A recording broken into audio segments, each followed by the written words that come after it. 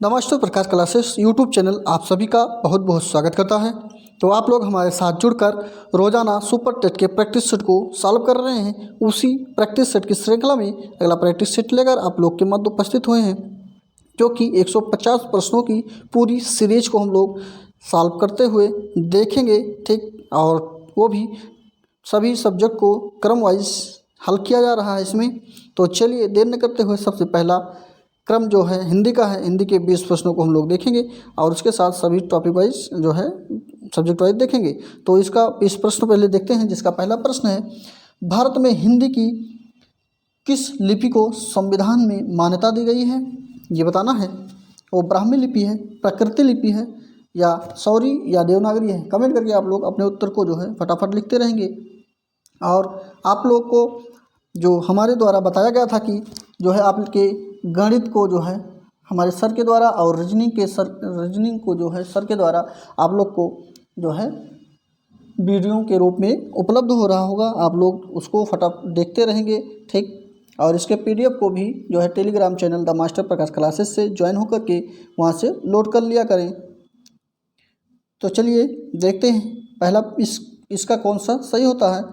तो इसका प्रश्न जो सही हो जाएगा वो आपका देवनागरी सही हो जाएगा। ऑप्शन नंबर डी इसका बिल्कुल राइट आंसर होगा, जो कि संविधान को जो है इसी लिपि में मान्यता दी गई है। ठीक, देवनागरी लिपि में ही इसको मान्यता मिली है। ऑप्शन नंबर डी इसका सही हो जाएगा। अगले प्रश्न पे चलते हैं। अगले प्रश्न में पूछा जा रहा है, प्रारंभ में दिल्ली के मुसलमानों ने हिंदी के रूप में किस बोली को अपनाया था? तो जो शुरुआत थी, दिल्ली के मुसलमान जो थे उसको हिंदी को जो है किस रूप में अपनाए थे या किस बोली में अपनाए थे? बघेली है, मैथिली है, खड़ी बोली है, या हरियाणवी है? कमेंट करके आप लोग फटाफट उत्तर भाई देते रहेंगे।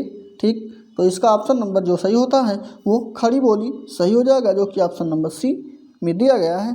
जो यहाँ के मुसलमान जो है हिंदी में जो है खड़ी बोली का जो है अपनाए थे। ठीक, नेक्स्ट पे चलेंगे और इसमें पूछा जा रहा है, ए और आए जो वर्ण हैं इसको क्या कहा जाता है? ये किस के अंतर्गत आते हैं? तो नासिक के अंतर्गत आएंगे, या मूर्धन्य के अंतर्गत आएंगे, या ओष्ठ के अंतर्गत आएंगे, या कंठ तालव्य के अंतर्गत आएंगे? कमेंट करके फटाफट आप लोग बताइए कि इसका कौन सा सही हो जाएगा। तो तीसरे नंबर में ऑप्शन नंबर डी, ये माफ़ कीजिएगा कंठ तालव्य जो है वर्ण के अंतर्गत आते हैं, ए और आए वर्ण। ठीक, ऑप्शन नंबर डी इसका राइट आंसर हो जाएगा। नेक्स्ट है, हिंदी भाषा में वे ध्वनियाँ कौन सी हैं जो दूसरी ध्वनियों की सहायता से बोली या लिखी जाती हैं? बहुत अच्छा प्रश्न है। तो आप लोग सभी लोग जानते हैं स्वर जो है हमारे 11 प्रकार के होते हैं, और वे स्वर जितने भी होते हैं वो किसी अन्य वर्णों की सहायता के बगैर बोले जाते हैं। और यहीं पे व्यंजन की बात करते हैं, जिसकी संख्या 33 यानी 33 है, और स्पर्श व्यंजनों की संख्या 25 होती है। और ये व्यंजन जो हैं ये स्वरों की सहायता से बोले जाते हैं। तो यहाँ पे पूछा जा रहा है कि वे ध्वनियाँ कौन सी हैं जो दूसरे ध्वनि की सहायता से बोली जाती हैं? तो व्यंजन को जो है हम लोग स्वर की सहायता से बोलते हैं। ठीक है, तो इसलिए ऑप्शन बी सही हो जाएगा, व्यंजन। ठीक, व्यंजनों को जो है स्वरों की सहायता से बोला जाता है। जैसे अगर हमको का कहना है, तो का अगर कहना है तो इसमें का कहने के लिए जो है आप लोग को का के नीचे जो है ये यहाँ पे हलंत लगेगा और इसमें आ बाहर निकल जाएगा। तो ये आ जो है ये आपका स्वर है। ठीक है, तो स्वरों की सहायता से व्यंजन को बोला जाता है। ऑप्शन नंबर बी इसका सही हो जाएगा। इसी के साथ अगले प्रश्न पे चलते हैं। इसमें पूछा जा रहा है, संयुक्त व्यंजन कौन सा है? तो संयुक्त व्यंजनों की संख्या कितनी होती है? कमेंट करके आप लोग फटाफट बताएंगे। तो संयुक्त व्यंजन इसमें आपका बी हो जाएगा, जो कि ज्ञा है। इसमें जा और ये या वाला ये वाला जो है इसके योग से ज्ञा बनता है। ठीक, और आपका ये जो है खष्टी सा भी एक संयुक्त व्यंजन ही है, और ये छा भी संयुक्त व्यंजन ही है। ठीक, और मैंने यहाँ पे तीन जिक्र कर दिया। आप लोग बताइएगा कमेंट करके कि संयुक्त व्यंजनों की संख्या होती कितनी है। ठीक, 2, 3, 4, 5 जो भी होता है कमेंट बॉक्स में आप लोग उत्तर लिखेंगे अपने। ठीक, चलिए अगले प्रश्न पे चलते हैं। अगले प्रश्न में पूछा जा रहा है, बहुवचनांत पुल्लिंग शब्द कौन सा है? तो बताइए बहुवचनांत जो पुल्लिंग है वो कौन सा है? बहुवचन के साथ पुल्लिंग पूछा जा रहा है, इसका तात्पर्य यही होगा। तो कमेंट करके बताइए फटाफट, लड़का होगा, आंसू होगा, बात होगा या घर होगा। तो इसमें आंसू शब्द जो है आपका ये बहुवचन होने के साथ साथ पुल्लिंग भी है, ठीक। तो ये ऑप्शन बी सही हो जाएगा, आंसू। नेक्स्ट पे चलेंगे। शुद्ध वर्तनी वाला शब्द बताना है। धोबिन, धोबिनी, धोबनी या धोबीन। कमेंट करके बताइए कौन सा सही होगा। तो इसमें धोबिन जो शब्द लिखा गया है पहला, ये बिल्कुल राइट आंसर हो जाएगा। नेक्स्ट है, नीचे लिखे कौन से शब्द सबसे अशुद्ध है। मतलब अशुद्ध शब्द को छांटना है। अधीन है या भागीरथी है या जागृत है या अनुग्रहित है। कमेंट करके बताइए इसका कौन सा सही होता है। तो ये जागृत जो लिखा गया है ये ऑप्शन, ये बिल्कुल अशुद्ध है, ठीक है। बाकी सारे जो हैं आपके सही हैं। ऑप्शन नंबर इसका सी सही हो जाएगा। और अगर बात करते हैं जागृत की, तो जागृत नहीं होता है, जागृत होता है, ठीक है। चलिए अगले प्रश्न पे चलते हैं। अगले प्रश्न में पूछा जा रहा है कि शुद्ध वर्तनी वाला शब्द कौन सा है। तो ज्योत्सना है, ज्योत्सना है या ज्योत्सना है या ज्योत्सना है। तो सबसे शुद्ध वाला वर्तनी वाला शुद्ध वर्तनी वाला वाक शब्द जो है आप लोग को बताते हैं। इसमें आधाता और आधासा जो है वो दोनों ही जो है आधे होते हैं, जैसे यहाँ पे लिखा गया है और यहाँ पर भी लिखा गया है। लेकिन इसमें आओ की मात्रा लगी है, यहाँ पे ओ की मात्रा लगी है। तो यहाँ पे ओ की मात्रा जो होती है वो सही होता है। ऑप्शन नंबर फर्स्ट सी जो है इसका सही हो जाएगा, ठीक। ये दोनों जो है आधा साफ के साथ साथ यहाँ पे ओ की मात्रा होनी चाहिए। चलिए अगले प्रश्न पे चलते हैं। अगले प्रश्न में पूछा जा रहा है तद्भव शब्द को चयन करना है। सुर, निडर, गति या कमल, कौन सा तद्भव शब्द है। तो इसमें जो तद्भव हो जाएगा वो निडर हो जाएगा, ठीक। नेक्स्ट पे चलेंगे। चूरन का तत्सम शब्द क्या है। चूरन का तत्सम शब्द जो हो जाएगा वो चूर्ण हो जाएगा। ऑप्शन नंबर 20 का राइट आंसर। नेक्स्ट आप लोग ऐसे प्रश्नों को फटाफट करना है, ठीक है। कौन सा शब्द तत्सम नहीं है। तो तत्सम शब्द नहीं है इंदु, दिनेश, मनोज, रात। तो इसमें रात जो है ये तत्सम नहीं है। बाकी जो है ये सारे शब्द जो हैं तत्सम शब्द हैं और ये तद्भव है। रात्रि का तत्सम जो होता है रात्रि होता है। ऑप्शन डी इसका राइट आंसर हो जाएगा। नेक्स्ट है प्राचीन का पर्यायवाची। प्राची का पर्यायवाची शब्द बताना है। प्राची का पर्यायवाची शब्द जो होता है वो पूर्व होता है। ऑप्शन नंबर 20 का। जैसे प्राचीन, जब हम लोग इतिहास को पढ़ते हैं तो प्राचीन लिखा होता है ना, तो प्राचीन इतिहास, वैसे प्राचीन का मतलब बहुत पहले, पूर्व, ठीक। तो ऑप्शन नंबर सी इसका राइट आंसर हो जाएगा, पूर्व। नेक्स्ट पे चलेंगे। और राष्ट्र की भाववाचक संज्ञा कौन सी हो जाएगी। और अच्छा प्रश्न है। तो 14 में डी ऑप्शन राष्ट्र का भाववाचक संज्ञा राष्ट्रीयता हो जाएगी। ऑप्शन नंबर डी सही हो जाएगा। नेक्स्ट है किस समूह में सभी सर्वनाम प्रश्नवाचक हैं। तो कौन सा समूह है जिसमें सभी प्रश्नवाचक सर्वनाम हैं। कौन, क्या, किसने, ये वाला जो है आपका पहला ही ऑप्शन इसका सही हो जाएगा। ये सारे ऑप्शन जो है प्रश्नवाचक हैं, सारे शब्द जो लिखे गए हैं। बाकी जो है सब में प्रश्नवाचक नहीं है, ठीक। चलिए अगले प्रश्न पे चलते हैं। अगले प्रश्न में जो है गद्यांश दिया गया है, आप लोग इसको फटाफट पढ़िए। और जहाँ कहीं भी हमारे द्वारा कोई उत्तर को गलत बताया जाए, आप लोग कमेंट करके उसका जो है बताइएगा कि जो है ये उत्तर गलत है, उसको हम लोग देखेंगे। हो सकता है गलत हो सकता है, ऐसी बात नहीं है। पढ़ने में या बताने में गलतियाँ अक्सर हो जाती हैं। कहीं कहीं ऐसा होता है कि बताया सही जाता है लेकिन टिक दूसरे पे लग जाता है, ठीक है। तो चलिए इसके प्रश्नों को देखते हैं गद्यांश के। आप लोग पढ़ लिए होंगे। तो किस प्रधानमंत्री का नाम याद करके सीमा गर्व से जो है सीमा गर्व से फूल जाता है। सीमा नहीं सीना है, ठीक है। बताइए कौन से हैं वो।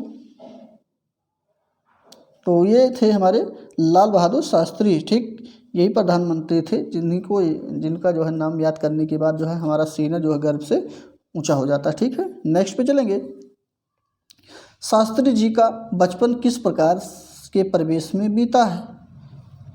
तो इनका परिवेश जो बीता है वो निर्धनता एवं कष्ट में बीता है। ऑप्शन नंबर 20 का राइट आंसर हो जाएगा। गद्यांश में यही दिया गया है। नेक्स्ट पे चलेंगे। जब शास्त्री जी प्रधानमंत्री बने तब देश में गेहूं कहाँ से आता था?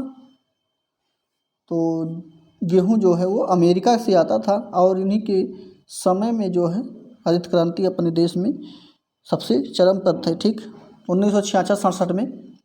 नेक्स्ट पे चलेंगे। शास्त्री जी के पास प्रधानमंत्री बनने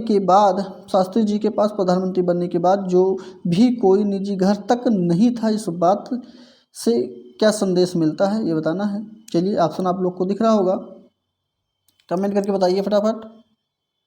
इससे यह संदेश मिलता है कि ईमानदारी के मार्ग पर चलने के कारण उनके पास इतना धन नहीं था। ऑप्शन नंबर सी इसका राइट आंसर हो जाएगा। नेक्स्ट है, वे एक अनुकरणीय नेता थे। वाक्य का भेद किस प्रकार का वाक्य है? वे एक अनुकरणीय नेता थे, ये कौन सा वाक्य है बताना है। तो इसमें ये वाक्य जो है आपका सरल वाक्य है। ऑप्शन नंबर ए इसका राइट आंसर हो जाएगा। नेक्स्ट पे चलेंगे 10 प्रश्न को। ठीक, तो ये पहला पैसेज है, आप लोग पढ़िएगा और ये सारे पैसेज ही हैं 21 से 30 तक। ठीक, चलिए आप लोग को दिख रहा होगा, पढ़ लीजिए। यहाँ भी पढ़िए। चलिए ये भी हो गया। वीडियो को रोक करके आप लोग पढ़िएगा। ठीक, चलिए प्रश्न पे चलते हैं। तो 21 नंबर प्रश्न में जो सही हो जाएगा आपको वो ऑप्शन नंबर डी सही हो जाएगा। ठीक, सुपरमार्केट्स। नेक्स्ट पे चलेंगे 22 नंबर में, तो इसका सी सही हो जाएगा। नेक्स्ट है 23 में, सी सही हो जाएगा। आप लोग को हमने पहले ही बताया है कि जो है इसके अध्यापक न होने के कारण जो है इसको हम लोग केवल टेक जो है करा दे रहे हैं, आप लोग इसको करिएगा। ठीक, नेक्स्ट पे चलेंगे। और अगर इसके पीडीएफ को चाहिए तो हमारे Telegram channel the master Prakash classes पे जो है ज्वाइन करके वहाँ से ले सकते हैं। 24 में जो सही होगा वो ऑप्शन डी सही हो जाएगा। ठीक, चलिए डी को देखते हैं, सही होगा। नेक्स्ट है 25, तो 25 में भी आपका जो सही होगा वो बी ऑप्शन सही हो जाएगा। नेक्स्ट है 26 में सही ऑप्शन बी होगा। सब उसके बाद 3 प्रश्न के उत्तर को देखना है। तो 27 में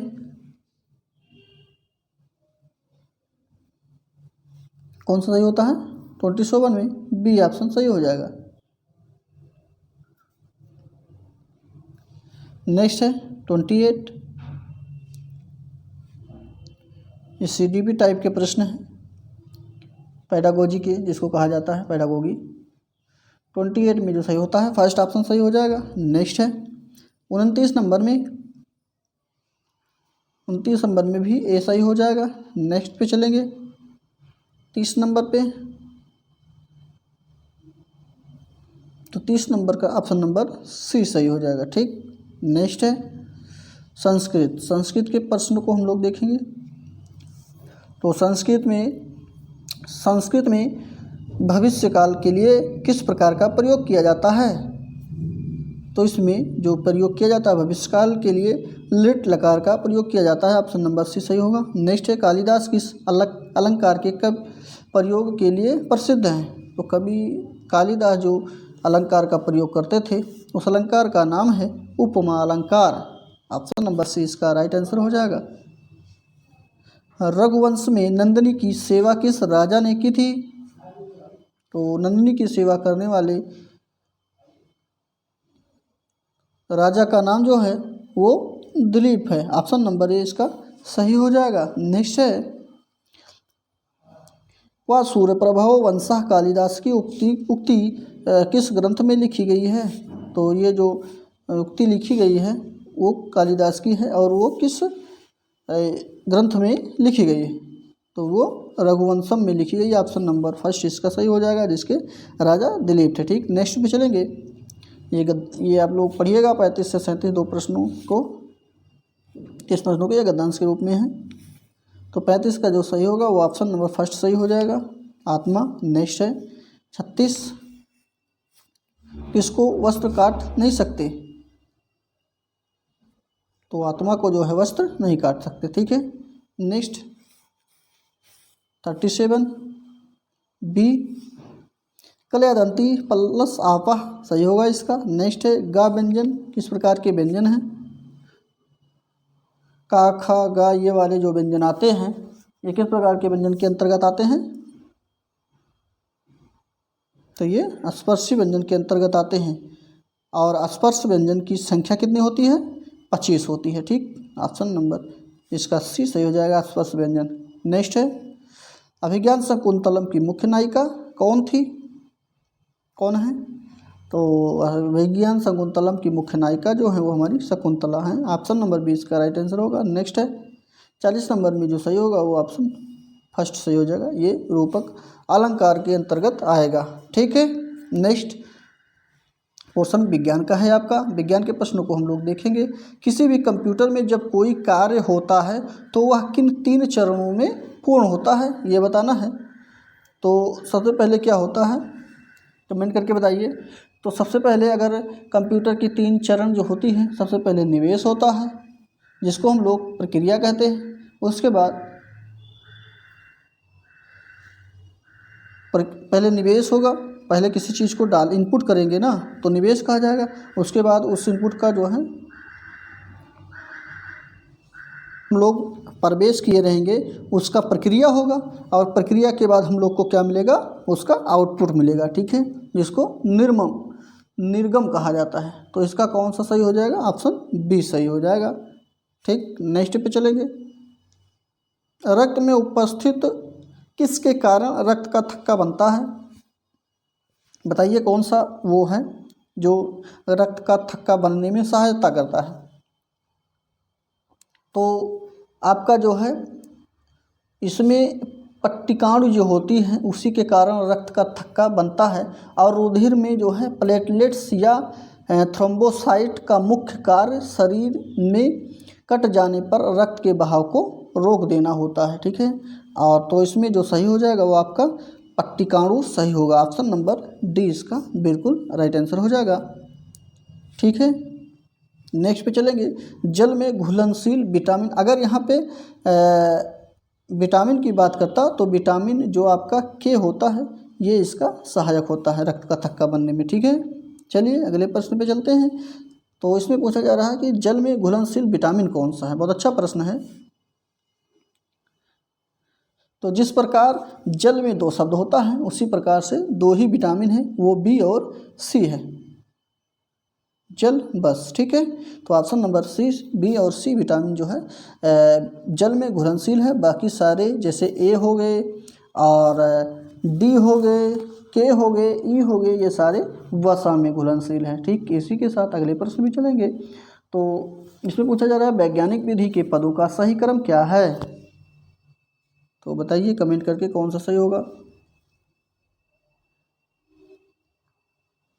तो इसमें ऑप्शन नंबर क्या कहते हैं डी सही होगा। समस्या, फिर परिकल्पना, फिर प्रयोग, उसके बाद निष्कर्ष निकलता है, यह वैज्ञानिक विधि के पद का सही क्रम होगा। अगले प्रश्न पे चलेंगे। तो इस प्रश्न में पूछा जा रहा है अजैविक अवशिष्ट पदार्थों के निस्तारण एवं प्रबंधन का मुख्य उपाय क्या है। तो अजैविक अपशिष्ट पदार्थों के निस्तारण के लिए उन्हें जो है सबसे पहले जो किया जाता है वो पुनःचक्रण केंद्रों पर भेजने के साथ साथ सबसे अच्छा तरीका ही होता है। तो पुनःचक्रण केंद्रों पर भेजना ही चाहिए इन्हें। तो ऑप्शन नंबर सी जो है इसका राइट आंसर हो जाएगा। नेक्स्ट है स्वच्छ आकाश नीला दिखाई देता है, इसका क्या कारण है। तो स्वच्छ आकाश जो नीला दिखाई देता है इसका कारण है कि जो है आकाश का रंग सूर्य के प्रकाश के प्रकीर्ण के कारण ही जो है ऐसा प्रतीत होता है। तो सूर्य प्रकाश के प्रकीर्ण के कारण, यानी कि ऑप्शन नंबर बी इसका राइट आंसर हो जाएगा, ठीक। नेक्स्ट पे चलेंगे। अनार का खाने योग्य भाग क्या है। तो अनार का जो खाने योग्य भाग है वो क्या है ये बताना है। तो उसमें मांसल बीज चोल जो होते हैं इसी को हम लोग खाते हैं, ठीक। तो ऑप्शन नंबर सी इसका राइट आंसर हो जाएगा। नेक्स्ट है अमोनिया और किसकी क्रिया से यूरोट्रापिन प्राप्त होती है, जिसे मूत्र विकार संबंधी रोगों में प्रयोग किया जाता है।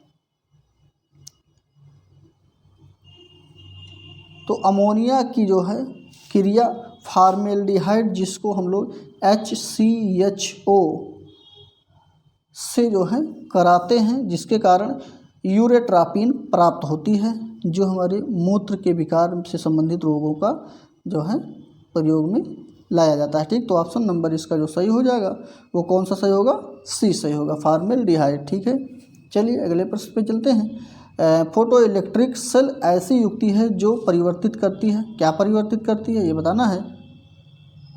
तो चलिए देखते हैं क्या परिवर्तित करती है। तो फोटो इलेक्ट्रिक सेल ऐसी युक्ति है जो प्रकाशीय ऊर्जा को विद्युत ऊर्जा में परिवर्तित कर देती है। प्रकाशीय ऊर्जा को विद्युत ऊर्जा में परिवर्तित करना ही जो है फोटो इलेक्ट्रिक सेल का काम है। ठीक, ऑप्शन नंबर 20 का राइट आंसर हो जाएगा। नेक्स्ट है प्लास्टर ऑफ पेरिस का रासायनिक सूत्र क्या है? तो प्लास्टर ऑफ पेरिस का रासायनिक सूत्र जो होता है वो आपका CaSO4 × H2O होता है, जो कि ऑप्शन नंबर डी में लिखा गया है, सही हो जाएगा आपका। ठीक, चलिए देखते हैं ये डी ऑप्शन। ठीक, जिसका रासायनिक नाम अगर बात करते हैं तो रासायनिक नाम क्या हो जाएगा? Calcium sulphate hemihydrate, calcium sulphate hemihydrate. ठीक है, नेक्स्ट पे चलेंगे। गणित का पोर्शन है, तो गणित के पोर्शन को कहिए पढ़ाएं या आप लोग को सर के द्वारा जो है बोर्ड पे पढ़ाया जा रहा है, वहाँ से आप लोग हल कर लेंगे। ठीक है, चलिए रहने देते हैं। तो आप लोग गणित जो है प्रॉपर पढ़ाया जा रहा है, हल कराया जा रहा है, आप लोग उस वीडियो को देख लिया करेंगे। ठीक है, वहाँ पे 20 प्रश्नों को रोज़ाना हल कराया जा रहा है। तो चलिए हम लोग 70 प्रश्नों में पे चलते हैं, जिसका ध्वनि या ध्वनि प्रदूषण मापा जाता है। हमने आपको बताया था कि जो है हमारे सर के द्वारा मैथ की क्लास को आपको रोज़ाना दिया जाएगा, तो प्रैक्टिस सेट के साथ जुड़े रहेंगे तो आप लोग को रोज़ाना जो है उसके 20 प्रश्नों को जो है मैथ के प्रश्नों को हल कराया जा रहा है। वहाँ पे जाके आप लोग देखिए करेंगे, 8 से 10 मिनट का वीडियो आपको मिल जाएगा। ध्वनि या ध्वनि प्रदूषण किसमें मापा जाता है ये बताना है। 71 में जो सही होता है वो कौन सा सही हो जाएगा? वो जो है आपका डेसीबल सही हो जाएगा, क्योंकि ध्वनि या ध्वनि प्रदूषण को डेसीबल में नापा जाता है। ऑप्शन नंबर सी इसका राइट आंसर हो जाएगा। और एक व्यक्ति की जो 70 से 80 डेसीबल तक की ध्वनि सहन करने की जो है क्षमता होती है। ठीक है, इससे अधिक अगर डेसीबल की आवाज़ शोर की श्रेणी में जो है आ जाएगा। किसने? अगर 70 से 80 तक है तब तो ठीक है, अगर इससे अधिक हो जाता है तो वो क्या माना जाएगा? शोर माना जाएगा कि शोर हो रहा है। ठीक है, और ये ध्वनि प्रदूषण का कारण बनने लगते हैं। नेक्स्ट पे चलेंगे। कौन सा पर्यावरण के लिए हानिकारक है? कागज़, कपड़ा, धातु, प्लास्टिक। तो पर्यावरण प्रदूषण के लिए सबसे हानिकारक जो है सभी लोग जानते हैं, आपका प्लास्टिक होता है। ऑप्शन नंबर डी सही हो जाएगा। ठीक है, चलिए अगले प्रश्न पे चलते हैं। प्याज, आलू, अदरक क्या है? बहुत अच्छा प्रश्न है। तो ये सारे आपके तने होते हैं। ठीक, ऑप्शन नंबर 20 का सही हो जाएगा। ये जड़ नहीं है, कन्फ्यूज नहीं होना है, तना होता है। प्याज, आलू, अदरक सारे क्या हैं? ये तने होते हैं। ठीक है, तो चलिए इसी के साथ अगले प्रश्न पे चलते हैं। अगले प्रश्न में पूछा जा रहा है एक कोशिकीय सूक्ष्मजीव कौन सा है? तो एक कोशिकीय सूक्ष्मजीव जो है वो आपका पैरामीशियम है। पैरामीशियम एक कोशिकीय जीव होता है। ऑप्शन नंबर सी इसका राइट आंसर हो जाएगा। नेक्स्ट है कौन सा पादप उत्पादन साबुन का प्रतिस्थापन है? तो बताइए साबुन का प्रतिस्थापन जो है कौन है? रीठा, बिल्कुल सही होगा, बहुत अच्छा प्रश्न है। उपयुक्त सभी, लालची नहीं बनना है, गलत हो जाएगा आपका। ठीक है, तो 75 नंबर में भी ऑप्शन रीठा सही हो जाएगा। नेक्स्ट पे चलेंगे। आप लोगों को मालूम रहा होगा कि उपयुक्त सभी, हमें मालूम था कि आप लोग सभी जो है उपयुक्त सभी लगाएंगे। ठीक, नेक्स्ट पे चलेंगे। गैसीय अवशिष्ट क्या है? तो गैसीय अवशिष्ट जो होता है वो लकड़ी, कोयला से जलने वाला धुआं जो होता है इसी को गैसीय अवशिष्ट कहते हैं। ऑप्शन नंबर डी इसका राइट आंसर हो जाएगा, सभी लोग जानते हैं। गैस के रूप में यहाँ से आप लोग सीधा ऑप्शन को पकड़ लिया करें, गैसीय का मतलब गैस के रूप में जो होगा। ठीक, नेक्स्ट पे चलेंगे। तो इसमें पूछा जा रहा है कि कौन से पौधे दूर दूर प्रसारित होंगे? तो दूर दूर प्रसारित होने वाले पौधे जो हैं आपके फल द्वारा परिकिरणित पौधे जो होते हैं वो दूर दूर प्रसारित होते हैं। जैसे पक्षियों के द्वारा जो है बीजों को एक स्थान से दूसरे स्थान पे ले जाकर के छोड़ दिया जाना फलों के माध्यम से, और जो है वायु के माध्यम से जो है दूर तक जो है बीज चले जाते हैं उड़कर, इसके कारण जो है दूर दूर तक ये परिकिरणित होते हैं। ठीक है, नेक्स्ट पे चलेंगे। जब एक जीव लाभ लेता है बगैर दूसरे सहवासी जीव को प्रभावित किए तो वो क्या कहलाता है? तो वो आपका सहभोजी कहलाता है। ऑप्शन नंबर बी सही हो जाएगा इसका। ठीक, इस प्रश्न को वेरी इंपॉर्टेंट है, इसको आप लोग वेरी इंपॉर्टेंट के रूप में लिख लीजिएगा। नेक्स्ट प्रश्न पे चलेंगे। तो नेक्स्ट प्रश्न में पूछा जा रहा है, जब मोर सांप को खाता है, सांप कीड़ों को खाता है और कीड़े हरे पौधों को खाते हैं, तो मोर का पोषण तल क्या है? बहुत अच्छा प्रश्न है। तो मोर का पोषण तल जो हो जाएगा वो आपका खाद्य पिरामिड के एक बिल्कुल शीर्ष पर होगा। ठीक है, एकदम टॉप बॉटम पे आएगा। ऑप्शन नंबर डी इसका बिल्कुल राइट आंसर हो जाएगा। नेक्स्ट अगले प्रश्न पे चलेंगे। तो अगले प्रश्न में पूछा जा रहा है, कौन सा कायांतरित शैल का उदाहरण है?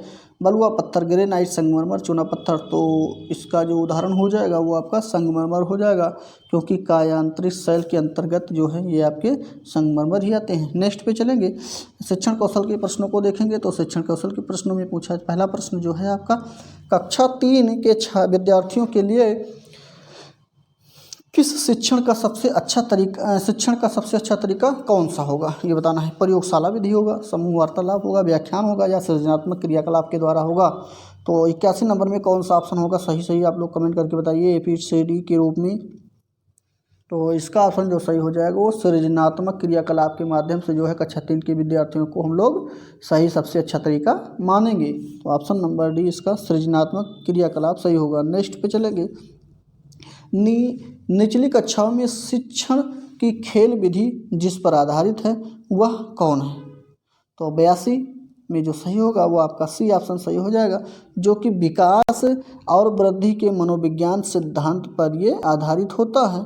ऑप्शन नंबर सी इसका बिल्कुल राइट आंसर हो जाएगा। अगर कोई बालक खेल के द्वारा जो है अगर सीखता है तो उसका जो है विकास के साथ साथ वृद्धि के साथ साथ विकास और मनोवैज्ञानिक सिद्धांत उस पर कार्य करता है। ठीक है, नेक्स्ट पे चलेंगे। इस प्रश्न में कह रहा है कि कौन सा विशिष्ट बालकों का प्रकार नहीं माना जाता है। तो विशिष्ट बालक के अंतर्गत सभी बालक आते हैं, लेकिन इसमें पूछा जा रहा है नहीं माना जाता है। तो चलिए देखते हैं कौन सा नहीं माना जाता है। ऑप्शन आप लोग पढ़िए। धीमी गति से सीखने वाले, सृजनशील बालक, शारीरिक रूप से विकलांग बालक, या साधन संपन्न बालक।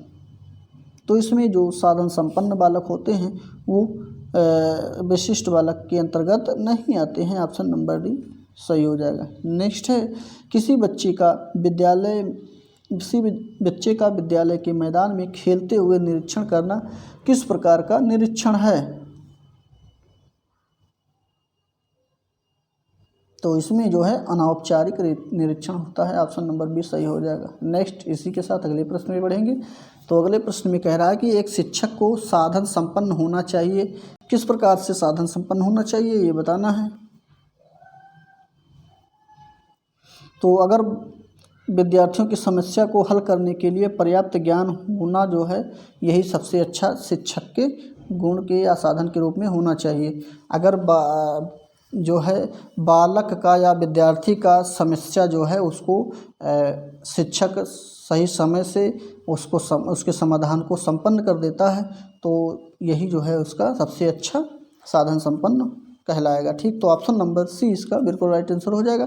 नेक्स्ट है, समावेशी कक्षा में किसी शिक्षिका की सबसे महत्वपूर्ण भूमिका क्या है? तो समावेशी कक्षा सभी लोग जानते हैं, इसमें सभी प्रकार के बालक एक समान होते हैं और एक साथ रहते हैं। तो इसकी में जो है शिक्षिका की सबसे महत्वपूर्ण भूमिका देखना है। तो ऑप्शन पढ़िए और बताइए कौन सा सही होगा। तो इसमें जो सही हो जाएगा वो आपका सी ऑप्शन सही हो जाएगा।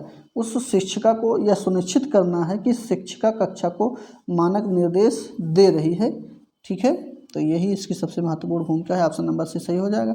नेक्स्ट अगले प्रश्न पे चलेंगे। अगले प्रश्न में पूछा जा रहा है कौन शिक्षण कुशलता से संबंधित है? तो शिक्षण कुशलता से जो संबंधित है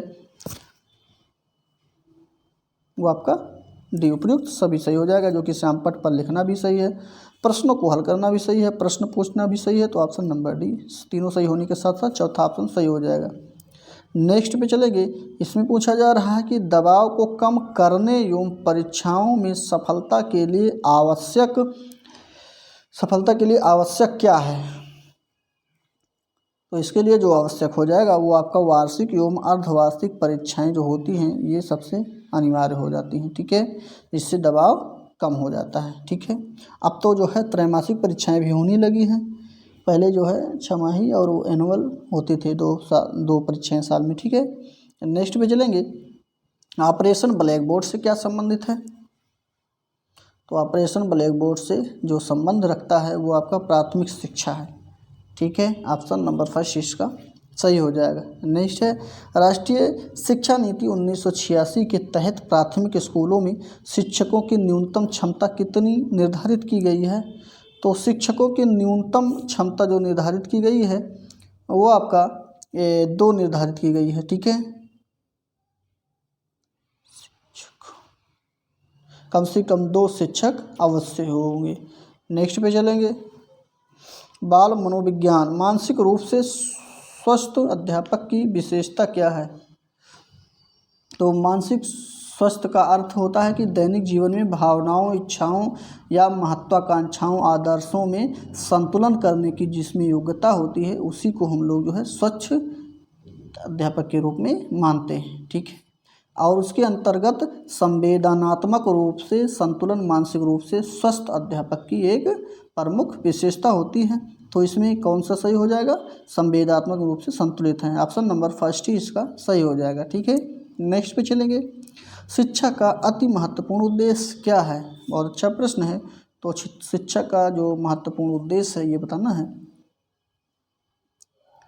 तो शिक्षा का महत्वपूर्ण बच्चे के सर्वांगीण विकास के लिए, बच्चे की जहाँ पे हमेशा बढ़ाई हो या उसके किसी भी तरह से उसका विकास हो, वही जो है सबसे मुख्य उद्देश्य हो जाता है शिक्षा का, ठीक है। तो ऑप्शन नंबर 20 का राइट आंसर हो जाएगा। नेक्स्ट है बच्चे की बुद्धि लब्धि 90 से 110 के मध्य है तो वो किस प्रकार का माना जाएगा। तो ये इसके अंतर्गत जो बालक आते हैं वो आपके सामान्य बुद्धि के बालक होते हैं। ऑप्शन नंबर ए सही हो जाएगा। और इसको टर्मन साहब ने जो है बुद्धि लब्धि परीक्षण के अनुसार बुद्धि लब्धि जो है बताया है, जो कि 90 से 110 के मध्य जो बालक आएंगे वो समान बुद्धि के बालक कहलाएंगे, ठीक है। किसके द्वारा, टर्मन के द्वारा, याद रखिएगा। ये प्रश्न पूछा जाता है कि 90 से 110 के मध्य जो है बुद्धि लब्धि वाले बालकों को अंतर्गत सामान्य बुद्धि बालक किसने कहा है, तो टर्मन साहब ने कहा है, ठीक है। नेक्स्ट पे चलेंगे। सतत एवं व्यापक मूल्यांकन में व्यापक मूल्यांकन शब्दावली का तात्पर्य क्या है। तो चलिए देखते हैं। व्यापक मूल्यांकन शब्दावली का तात्पर्य जो होता है वो आपका हो जाएगा सतत एवं व्यापक मूल्यांकन के अंतर्गत जो होगा वो आपका शैक्षिक एवं सह शैक्षिक क्षेत्र का मूल्यांकन हो जाएगा। ऑप्शन नंबर सी सही हो जाएगा। इसी के साथ अगले प्रश्न पे बढ़ेंगे और अगले प्रश्न में पूछा जा रहा है कि शिवानी, चलिए ऑप्शन को पहले देख लेते हैं। चलिए दिख रहा होगा आप लोग को कि शिवानी द्वारा पूछे गए एक प्रश्न का उत्तर शिक्षक तत्काल नहीं दे सकता है, शिक्षक की प्रक्रिया क्या होनी चाहिए। अगर नहीं दे पाता है वो तो उसकी प्रक्रिया क्या होनी चाहिए ये बताना है।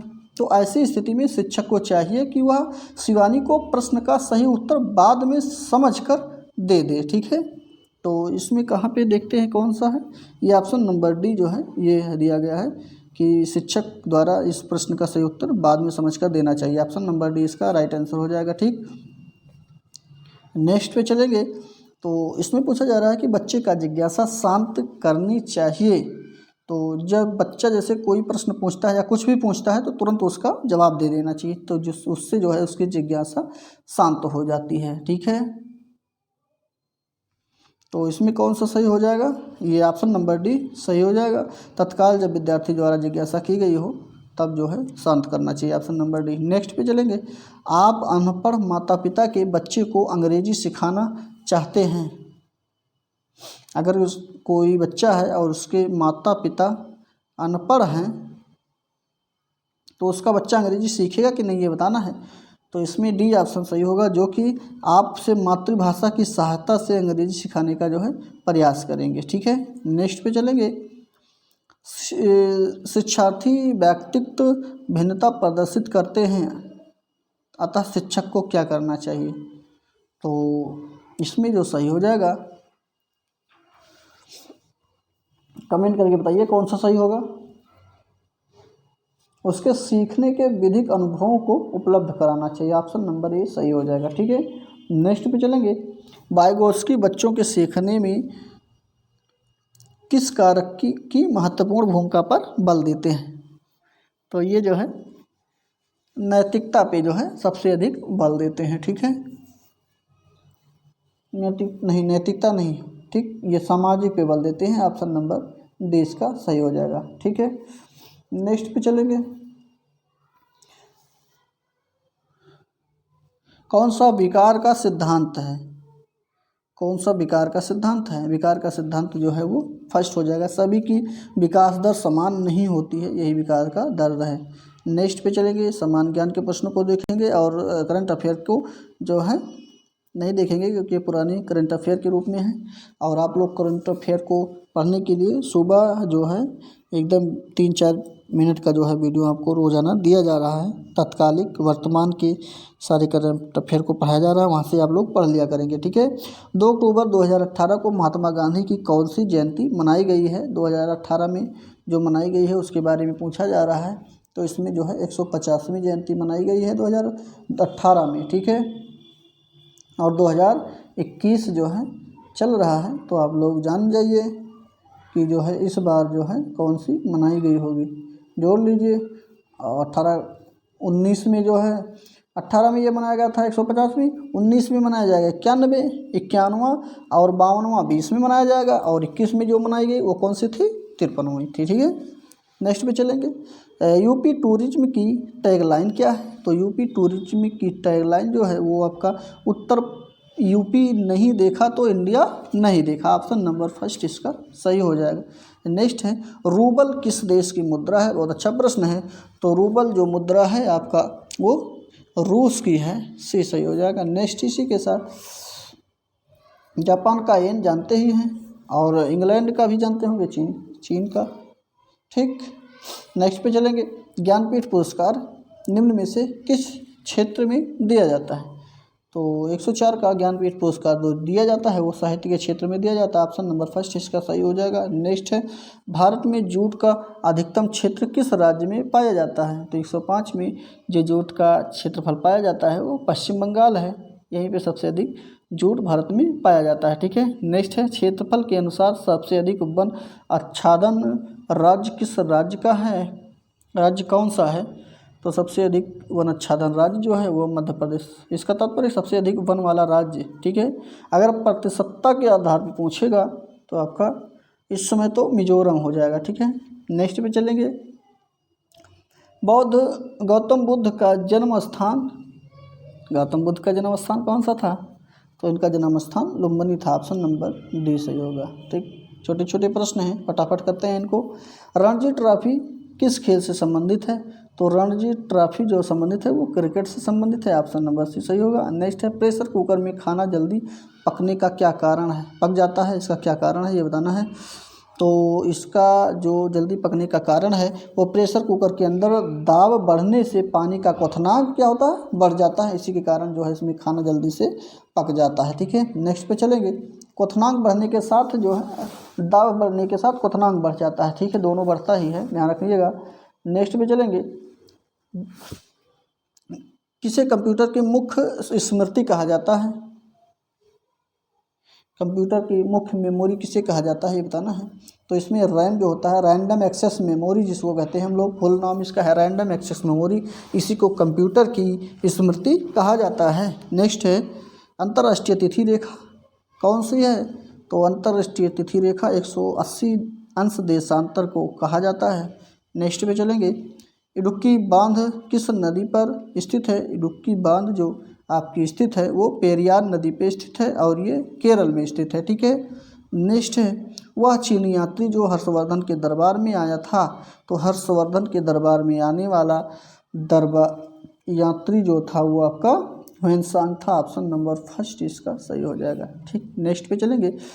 किस ग्रह को लाल ग्रह के नाम से जाना जाता है? बहुत अच्छा प्रश्न। तो मंगल ग्रह को हम लोग लाल ग्रह के नाम से जानते हैं। ऑप्शन नंबर सी इसका सही हो जाएगा। और पृथ्वी की बहन शुक्र को कहते हैं। और सबसे चमकीला ग्रह सांझ का तारा, भोर का तारा शुक्र को कहते हैं। और बुध को जो है ये सबसे सूर्य के सबसे नज़दीक ग्रह बुध है। ठीक है, नेक्स्ट पे चलेंगे। निम्नलिखित में से बिजली का नवीकरणीय यानी रिन्यूएबल संसाधन कौन सा है? तो 105 में ये जल जो है ये सबसे नवीकरणीय या रिन्यूएबल संसाधन है विद्युत का। ठीक, नेक्स्ट अगले प्रश्न पे चलेंगे। संविधान की प्रस्तावना में भारत को किस रूप में घोषित किया गया है? तो संविधान की प्रस्तावना जो है उसमें भारत को कहा गया है कि भारत जो है आपका एक समप्रभुत्व समाजवादी पंथनिरपेक्ष लोकतांत्रिक गणराज्य है। ठीक है, ऑप्शन नंबर सी इसका राइट आंसर हो जाएगा। नेक्स्ट पे चलेंगे। राज्य के नीति निर्देशक सिद्धांतों का उल्लेख संविधान के किस भाग में किया गया है? तो नीति निर्देशक तत्वों सिद्धांतों की बात किया जा रहा है जो कि आपके भाग 4 में किया गया है। ठीक है, और इसी भाग 4 के का में या ए में जो है आपका वो जोड़ा गया है मूल कर्तव्यों को। ठीक, जिसमें 11 मूल कर्तव्य हैं। ठीक है, नेक्स्ट पे चलेंगे। ऑस्ट्रेलिया महाद्वीप में सबसे बड़ा दिन कब होता है? तो ऑस्ट्रेलिया महाद्वीप में जो सबसे बड़ा दिन होता है वो आपका 22 दिसंबर को होता है। ऑप्शन नंबर सी इसका राइट आंसर हो जाएगा। रेमन मैग्सेसे पुरस्कार किस व्यक्ति के नाम पर दिया जाता है? तो रेमन मैग्सेसे पुरस्कार जो दिया जाता है वो फिलीपींस के एक भूतपूर्व राष्ट्रपति थे जिन्हीं के नाम पर ये दिया जाता है। ऑप्शन नंबर सी इसका राइट आंसर हो जाएगा। 120 में पूछेंगे सतह से सतह पर मार करने वाली पहली मिसाइल कौन सी थी? तो सतह पे सतह मार करने वाली पहली मिसाइल आपकी पृथ्वी थी। ऑप्शन नंबर ए इसका सही हो जाएगा, जो कि भारत की स्वदेशी मिसाइल थी ये। नेक्स्ट पे चलेंगे। विश्व की सबसे लंबी नदी कौन सी है? तो विश्व की सबसे लंबी नदी जो है आपकी वो आपकी मिसिसिपी है, अमेजन है, सिंधु है या नील है? तो देखिए आपको लंबी और बड़ी में कंफ्यूज होना पड़ सकता है। तो इसमें जो सबसे लंबी की बात की करेगी, लंबी की मतलब होता है इस तरह से। ठीक है, तो ये लंबी में जो आपकी हो जाएगी ये नील नदी हो जाएगी। Option number D. लेकिन अगर बड़ी कहेगी, बड़ी का तात्पर्य है कि ये ज़्यादा चौड़ाई के साथ साथ पानी ले जाने वाली, जैसे इस प्रकार की। ठीक है, तो इसमें अमेजन हो जाएगा। ठीक है, तो इसमें ऑप्शन लंबी कह रहा है तो ऑप्शन नंबर डी इसका राइट आंसर हो जाएगा, नील नदी। नेक्स्ट पे चलेंगे। मोहिनीअट्टम नृत्य किस राज्य में संबंधित है? तो किस राज्य से संबंधित है मोहिनीअट्टम? है आपका वो केरल सही हो जाएगा, केरल राज्य से संबंधित है मोहिनीअट्टम नृत्य। नेक्स्ट पे चलेंगे। राष्ट्रीय मतदाता दिवस कब मनाया जाता है? बहुत अच्छा प्रश्न है। तो राष्ट्रीय मतदाता दिवस जो है मनाया जाता है 25 जनवरी को। ऑप्शन नंबर ए इसका राइट आंसर हो जाएगा। नेक्स्ट है। मंत्रिपरिषद सामूहिक रूप से किसके प्रति उत्तरदायी होते हैं? तो मंत्रिपरिषद जो सामूहिक रूप से उत्तरदायी होते हैं वो आपका लोकसभा के प्रति उत्तरदायी होते हैं। ऑप्शन नंबर सी सही होगा। नेक्स्ट है। भारत को प्रथम नोबेल पुरस्कार किस क्षेत्र में दिया गया था? तो भारत का प्रथम नोबेल पुरस्कार जो मिला था वो आपका साहित्य के क्षेत्र में दिया गया था, जो कि प्रथम बार थे रविंद्रनाथ टैगोर। ठीक है, इन्हीं को जो है 1913 में ही पहला पुरस्कार नोबेल पुरस्कार मिला था। ठीक है, नेक्स्ट पे चलेंगे। नेशनल ट्रेडर्स कॉन्क्लेव 2018 किस शहर में आयोजित किया गया? तो ये जो शहर था नई दिल्ली था, नई दिल्ली में है जो है इसका आयोजन किया गया था। ठीक है, ऑप्शन नंबर सी सही हो जाएगा। इसी के साथ अगले प्रश्न पे चलेंगे। किस भारतीय शटलर ने 2018 पुरुषों के एकल रूसी ओपन बैडमिंटन ट्रॉफी जीती है? तो इन्होंने जो जीता है वो सौरभ वर्मा थे। ठीक है, ऑप्शन नंबर सी सही हो जाएगा। नेक्स्ट है।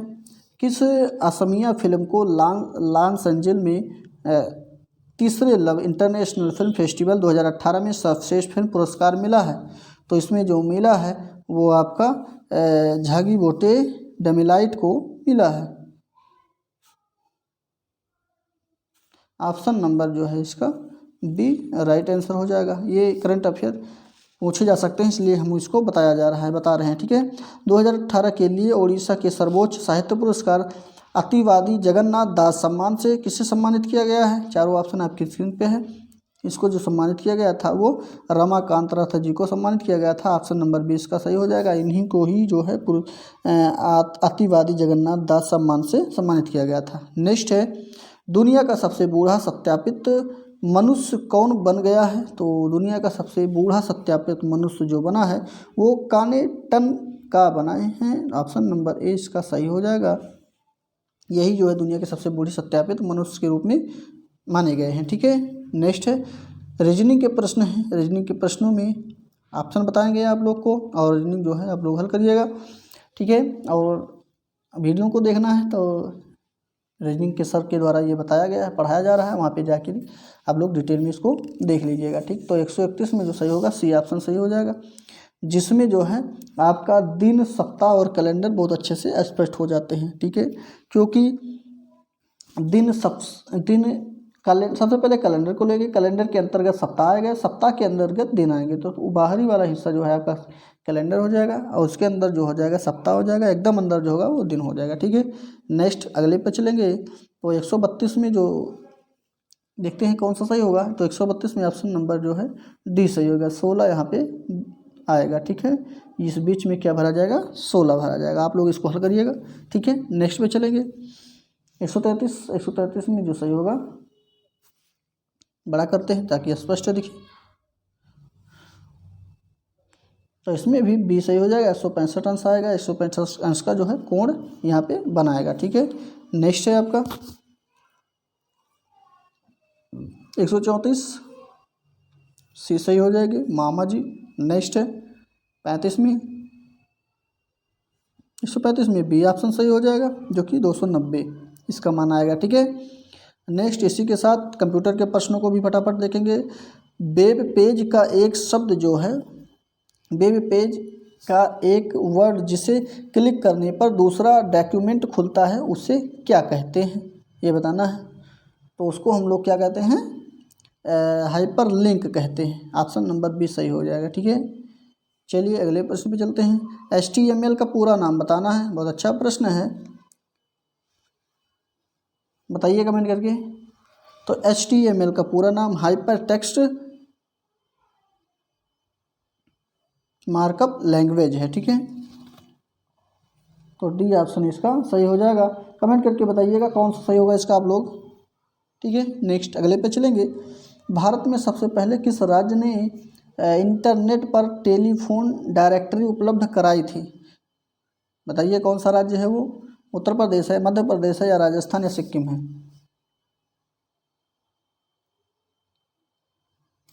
तो इसमें सिक्किम जो राज्य था इसी ने ही सबसे पहले टेलीफोन की डायरेक्टरी उपलब्ध कराई थी, ठीक है। ऑप्शन नंबर डी सही हो जाएगा। नेक्स्ट है WWW किस प्रोटोकॉल का उपयोग करता है?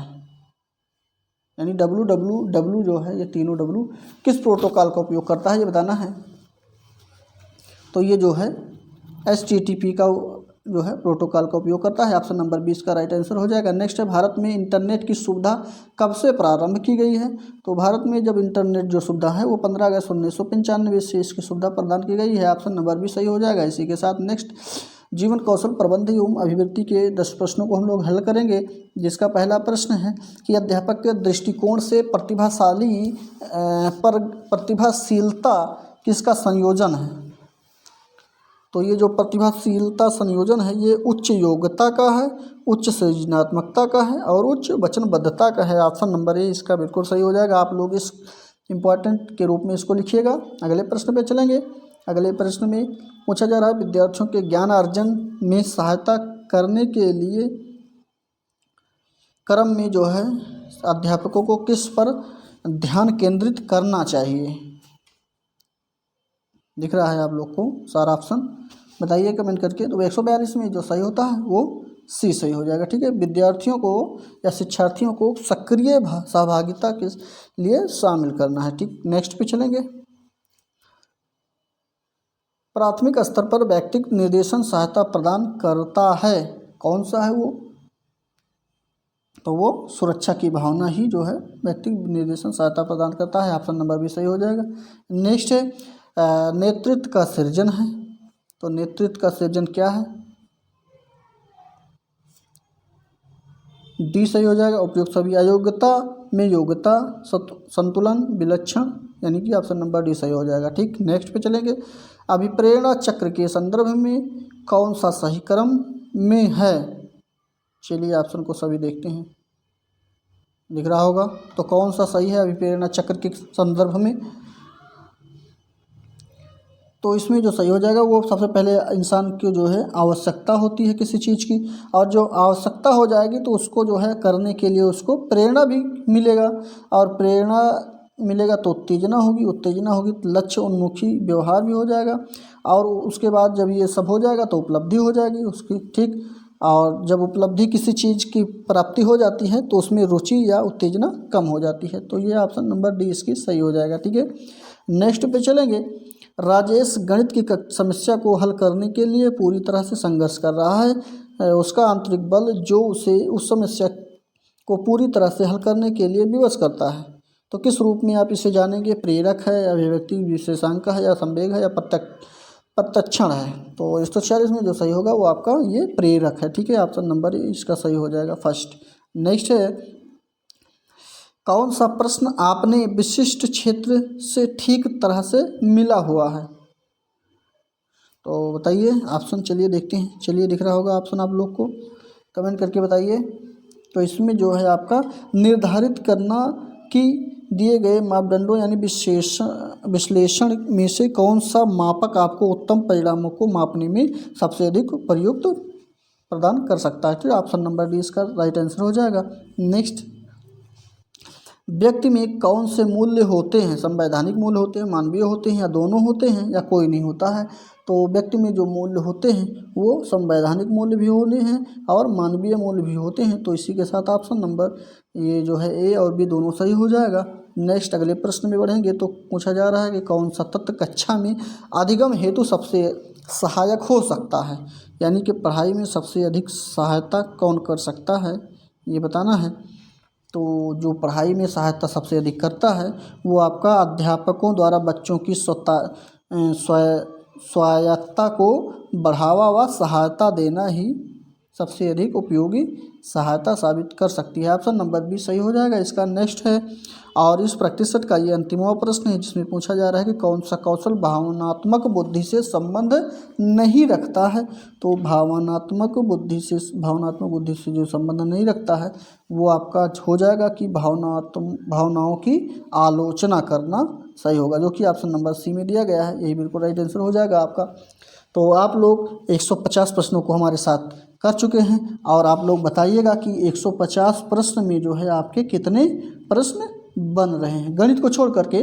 ठीक है, चलिए 20 छोड़ देते हैं, 130 में बताइएगा। और गणित को हल करने के लिए हमारे सर के द्वारा गणित के प्रैक्टिस सेट को रोजाना हल कराया जा रहा है 7 से 8 मिनट के वीडियो को वहाँ पे जा करके 20 प्रश्नों को कवर करिए और अपने पढ़ाई को भी मजबूत बनाइए। ठीक, तो कमेंट करके बताइएगा कि आप लोग के कितने सही हुए हैं।